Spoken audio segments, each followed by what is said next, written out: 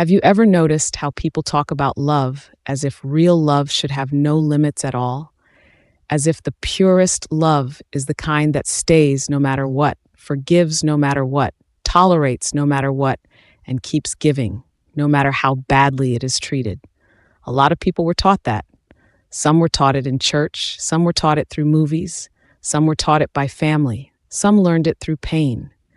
They learned that if love is real enough, it should survive anything. It should ask for nothing. It should remain no matter how badly someone behaves.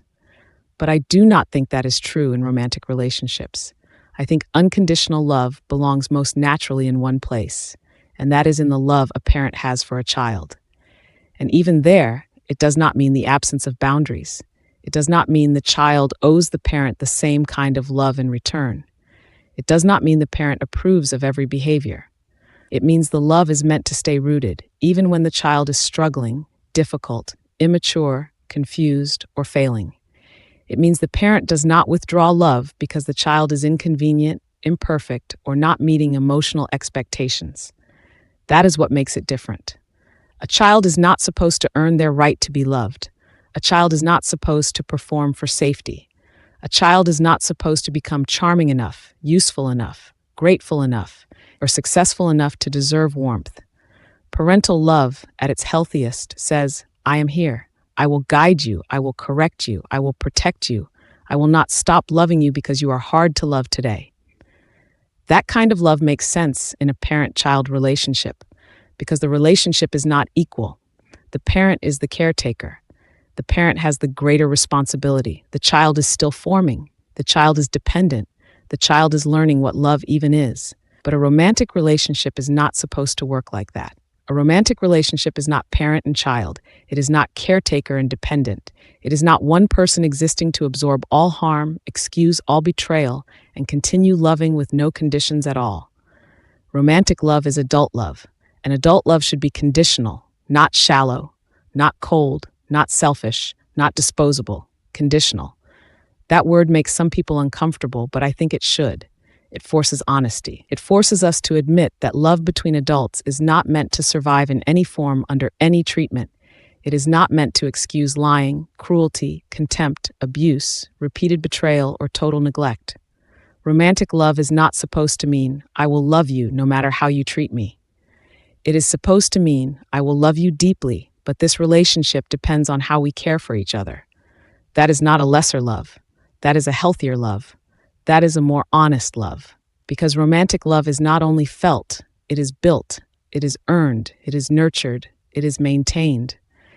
And if those things stop happening, love does not always disappear overnight, but the relationship begins to die.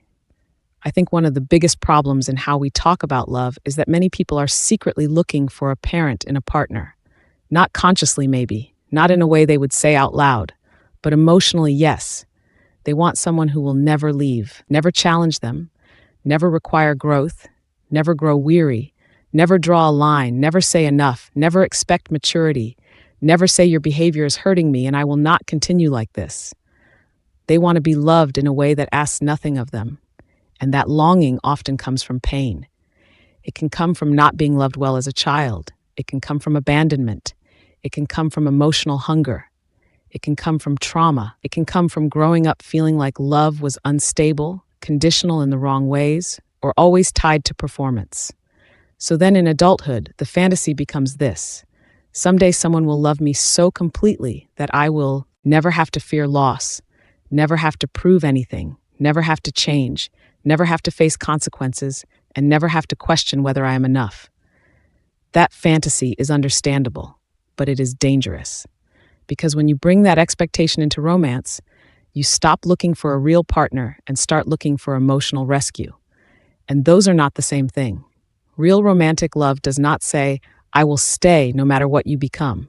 Real romantic love says, let us build something worthy of staying for. That means romantic love is not just chemistry. It is not just attraction. It is not just longing. It is not just missing someone when they leave the room. It is not just wanting them badly. People confuse those things all the time. They think because the feelings are intense, the love must be deep. But intensity is not the same as love. Obsession is not the same as love. Anxiety is not the same as love. Being unable to let go is not the same as love. Sometimes what people call love is actually desperation, projection, loneliness, fear of abandonment, or attachment to the fantasy of being chosen. Love is something steadier than that. In a romantic context, love is made visible through respect, trust, tenderness, honesty, loyalty, and care. Love is in how someone speaks to you when they are frustrated. Love is in whether they tell the truth when lying would be easier. Love is in whether they protect your dignity in private and in public. Love is in whether they make you feel emotionally safe. Love is in whether they notice your pain and care about it. Love is in whether they take responsibility when they hurt you. Love is in whether their actions match their words over time. That is why I believe romantic love should be earned, not in the sense that you have to become perfect to deserve being loved, not in the sense that affection should be withheld as punishment, not in the sense that people should constantly prove their worth in some anxious, exhausting performance. I mean something simpler than that. I mean that access to another person's heart should not be automatic. Trust should be earned. Safety should be earned. Closeness should be earned. Deep commitment should be earned. Not because love is a transaction, but because a human heart is precious. A person should not hand over the deepest parts of themselves just because someone is charming, attractive, persuasive, wounded, needy, or intense. Charm is not character. Words are not integrity. Chemistry is not trust. Wanting love is not the same as knowing how to care for it. Romantic love is built on qualities that have to be lived out again and again. Honesty, consistency, respect, emotional maturity, effort, humility, accountability, tenderness, self-control. These things matter more than people want to admit because they are not glamorous. They are not dramatic. They do not look like movie love, but they are what make love survivable in real life. A person earns deeper love not by being impressive for one weekend, but by being safe over time, by being truthful over time, by being kind over time, by being emotionally responsible over time, by showing that when conflict comes, they do not become cruel, by showing that when they make a mistake, they can repair it, by showing that they do not take love as permission to become lazy, entitled, or careless. That matters so much because one of the fastest ways love dies is not through one giant betrayal. It is through being taken for granted. It is through a slow erosion. A person stops listening, stops noticing, stops thanking, stops pursuing, stops protecting the relationship, stops being careful with the other person's heart because they assume the love will stay anyway. That assumption is deadly. Love should never be treated like a possession. Your partner is not your emotional property. Their love is not your permanent entitlement. Their presence is not guaranteed just because it was once freely given. That is why effort matters. Effort does not mean performing some fake romance all the time. It means remembering that love needs attention. It means not letting familiarity turn into carelessness. It means understanding that people feel loved when they feel seen, when they feel considered, when they feel chosen on purpose, not just once at the beginning, but over and over again. Romantic love also has to be nurtured through communication. Not perfect communication, honest communication. Love grows where truth can survive. That means being able to say, "This hurt me." It means being able to hear, "You hurt me," without collapsing into defensiveness or attack. It means being able to apologize without turning the apology into self-pity. It means being able to repair rather than just react. A lot of people think love is proven in the big moments, the proposal, the wedding, the dramatic declaration, the tears, the reunion. But love is more often revealed in the small, repetitive moments. How you speak in the kitchen, how you act when tired, how you handle disappointment, how you behave when your partner says no, how you respond when they are sad, stressed, distracted, or not easy to be around. That is where love becomes real. And that is also where love can break. Because romantic love cannot survive indefinitely in an environment of contempt. It cannot survive repeated dishonesty. It cannot stay healthy where there is chronic neglect. It cannot stay alive where one person keeps demanding understanding while offering none. And it absolutely should not survive abuse, as if abuse is just another hard season. This part matters deeply. Abuse is not love, not damaged love, not passionate love. not wounded love, not imperfect love. Abuse is not love. Control is not love. Humiliation is not love. Intimidation is not love. Coercion is not love. Manipulation is not love. Cruelty is not love. Making someone afraid of your moods is not love. Breaking someone down and then calling it closeness is not love. Possessiveness is not love. Isolation is not love. Monitoring, belittling, gaslighting, grabbing, shaming, forcing, and dominating are not signs of how deeply someone cares. They are signs that something is profoundly wrong. And one reason people stay confused is because abuse often steals the language of love. I hurt you because I love you. I am just jealous because I care. If you loved me, you would stay. No one will ever love you like I do. Look how much I have done for you. You made me act this way. These are not statements of love. They are tools of control, and they work because human beings are vulnerable to hope. We want to believe the person we love is still in there. We want to believe if we explain better, love harder, wait longer, forgive more, become softer, become stronger, become less needy, become more understanding, then maybe things will go back to the good moments. That is where trauma bonds grow. Not because people are weak, not because they are foolish, but because intermittent kindness can create powerful attachment.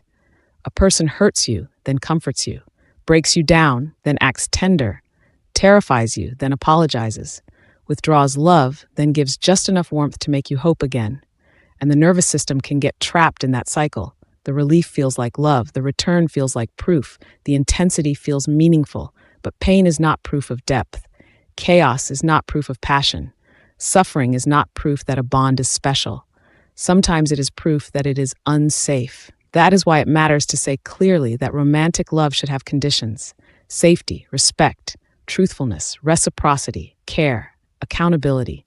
Without those things, what remains may still be attachment. It may still be longing. It may still be history. It may still be grief. But it is not the kind of love that can sustain a healthy relationship. And this truth is hard because love is never guaranteed. You can love well and still be left. You can give your best and still be betrayed. You can grow, communicate, show up, repair, and still find that the other person has stopped building with you. That hurts because many of us want love to be secure if we just do enough. But love between adults is never fully controllable. It is always partly a gift. That is why humility matters in love. Not the humility of making yourself small. The humility of understanding that another human being is free. Their heart is not yours to command. Their love is not yours to extract. A relationship cannot survive on one person's devotion alone. If one person stops tending it, the relationship begins to starve. That is not because love was fake. It is because love is living. And living things need care. So what does healthy romantic love actually look like? It looks like being with someone whose presence does not make you shrink. It looks like being with someone who tells the truth, someone who can be trusted with your vulnerability, someone who respects your boundaries, someone who listens without contempt, someone who can disagree without trying to punish you, someone who does not treat your love as guaranteed access to your body, your time, your energy, or your forgiveness.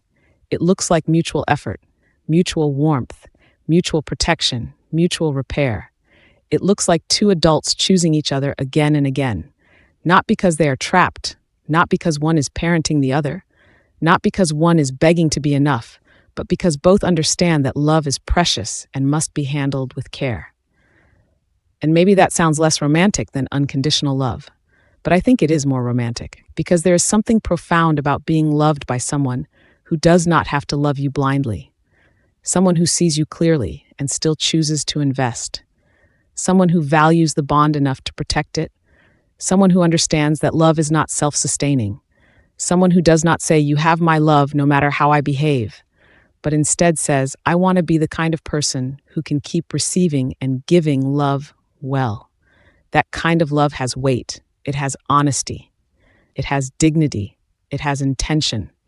And maybe that is the deeper message here. Unconditional love makes sense in the care of a child because the child is meant to be held, guided, protected, and loved before they can earn anything. But romantic love is different. Romantic love is sacred, not because it is unconditional, but because it is chosen, built, protected, renewed, earned through character, deepened through trust, maintained through effort, and lost when neglected, betrayed, or abused. That does not make it weaker. It makes it real. It makes it adult. It makes it worthy of reverence. So if you have been taught that real love should tolerate everything, I hope you question that. If you've been taught that boundaries mean your love is shallow, I hope you question that. If you have been taught that pain proves devotion, I hope you question that. And if part of you has been longing for someone to love you in a way that asks nothing of you, forgives everything, and never leaves no matter what, I hope you meet that longing with compassion, because that longing usually comes from somewhere tender. But I also hope you do not build your romantic life around it, because the healthiest love between adults is not love without conditions. It is love with wise conditions, love with standards, love with truth, love with mutual care, love with boundaries strong enough to protect tenderness, love that is not owed, love that is not assumed, love that is built by two people who understand how easily hearts can be harmed and how beautiful it is when they are handled gently. If this spoke to something deep in you, let me know in the comments what part stayed with you most. And if you want more honest conversations about love, trauma, healing, and emotional truth, please like this video and subscribe.